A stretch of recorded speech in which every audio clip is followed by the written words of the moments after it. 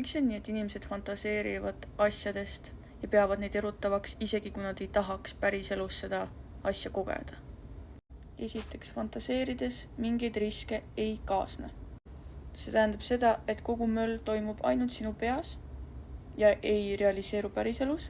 See tähendab seda, et see on safe, ohutu viis, kuidas kogeda midagi põnevat, uut, nii et päriselus tegelikult mitte midagi ei juhtu. Samamoodi on sul nagu fantaseerides ka kontroll, mida sa mõtled, kui palju, kus on jääda stopp. Päriselus sul ei pruugi olla sellist kontrolli. Ja see on normaalne bioloogiline nähtus, et neuroloogiliselt erutavad inimesi teatud asjad ja mida nad võib-olla päriselus peaksid ebamoraalseks ja ei tahaks kunagi kogeda.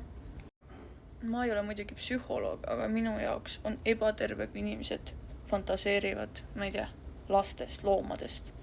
Et selle peale mõtleks get help. Et isegi kui see on fantaasia päriselus ei realiseeru, siis see ei ole normaalne, kui kellegi jaoks on erutav mingite loomade või laste väärkohtlemised. Et ma ei tea, mida ütlevad spetsialistid selle peale, aga minu arust on see ebanormaalne.